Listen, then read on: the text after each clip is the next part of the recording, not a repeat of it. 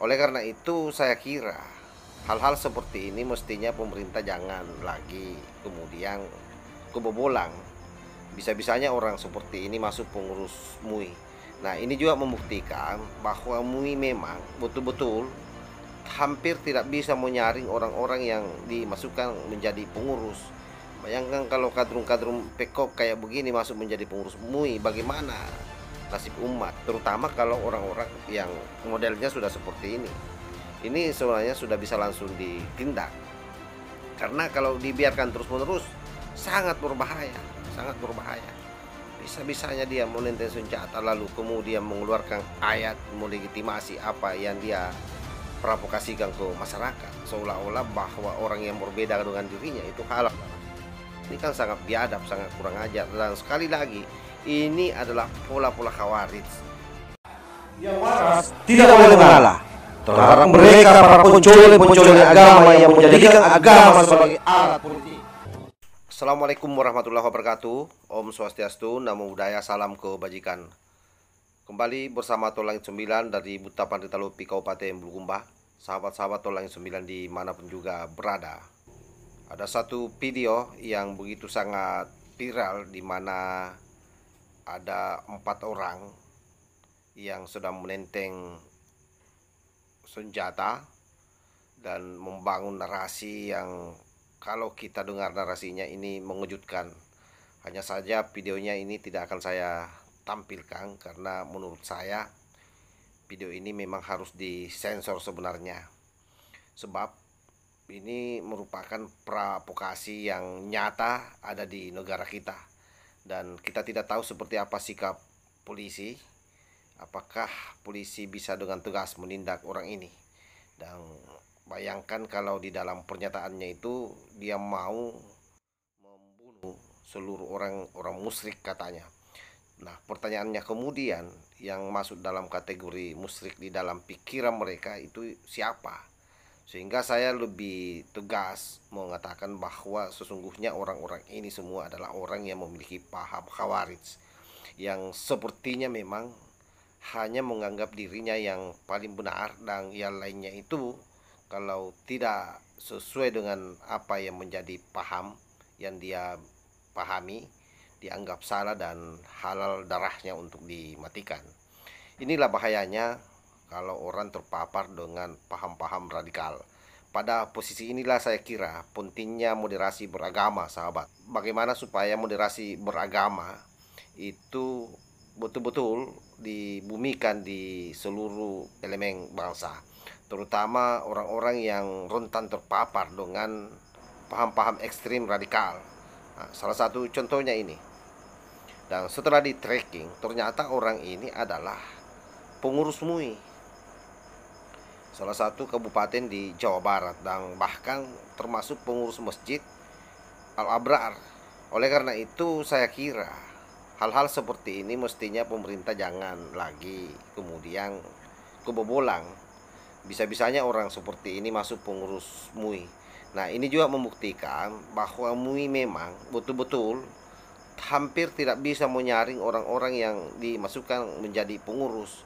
Bayangkan kalau kadrun-kadrun pekop kayak begini masuk menjadi pengurus MUI, bagaimana nasib umat. Sementara fatwa-fatwa MUI diharapkan betul-betul mampu membuat rasa nyaman, aman, terutama umat muslim di Indonesia ini. Nah, kalau seperti ini yang kerjanya provokasi, kerjanya menghasut, adu domba, kan miris kita melihatnya. Nah, inilah betapa kita masih perlu memang menggelindingkan sekali lagi yang saya sampaikan tadi soal moderasi beragama. Bagaimana kita bisa belajar berbeda dengan orang, saling menghargai satu sama lain. Apatah lagi kita ini adalah negara yang berdasarkan Pancasila. Itu sudah menjadi hal yang paten di negara kita. Dan siapapun yang keluar dari barisan itu, semestinya negara sudah bisa menindak. Nah, hanya saja sahabat-sahabat semua, kelihatan bahwa negara kita lemah. Ini efek daripada konsekuensi logis yang harus kita terima sebagai negara demokrasi. Makanya saya selalu mengatakan bahwa sesungguhnya Demokrasi itu bisa kuat manakala negara menggunakan pendekatan represif. Represif yang saya maksud itu dalam tanda petik, terutama kalau orang-orang yang modelnya sudah seperti ini. Ini sebenarnya sudah bisa langsung ditindak. Karena kalau dibiarkan terus-menerus sangat berbahaya, sangat berbahaya. Bisa-bisanya dia menenteng senjata lalu kemudian mengeluarkan ayat melegitimasi apa yang dia provokasikan ke masyarakat, seolah-olah bahwa orang yang berbeda dengan dirinya itu halal darahnya. Ini kan sangat biadab, sangat kurang ajar. Dan sekali lagi, ini adalah pola-pola khawarij, pola-pola yang memang hanya mau benar sendiri. Dan orang-orang seperti ini biasanya pasti baca ayat, biasanya ibadahnya rajin, tapi percayalah bahwa semua itu hanya sampai di leher, tidak sampai masuk di dalam hatinya. Bacaan-bacaan Al-Quran yang dia baca itu hanya berputar di kepalanya, tapi tidak masuk di dalam relung hatinya yang paling dalam. Kenapa?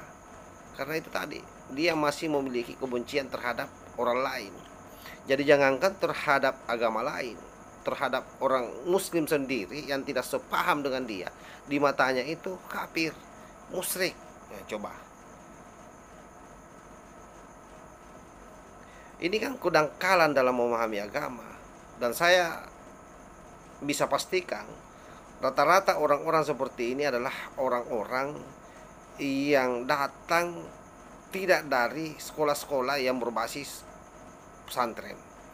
Biasanya datang dari orang-orang yang belajar ilmu eksakta atau pengetahuan umum, lalu tiba-tiba dia belajar agama.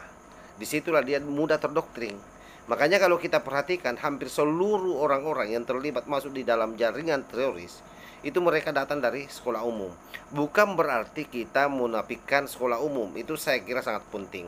Tetapi berbahayanya kalau dia langsung bersentuhan dengan pengetahuan agama dan dia dijojali dengan ayat-ayat yang ekstrim, yang berbau-bau jihad dan seterusnya, yang sudah tidak sesuai lagi dengan konteks hari ini, maka efeknya ini, dia akan cenderung menjadi radikal. Nah, ketika dia sudah radikal, berarti satu tingkat lagi naik menjadi teroris. Dan itu yang banyak.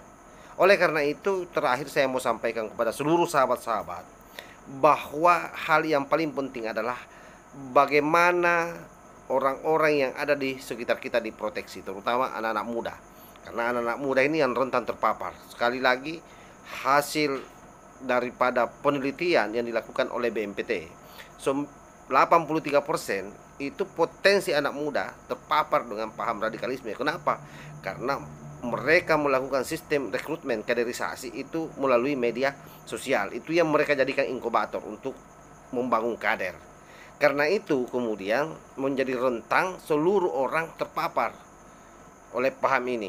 Jadi kita harus waspada. Kita harus senantiasa meng-cross check orang-orang di sekitar kita, termasuk tontonan-tontonannya.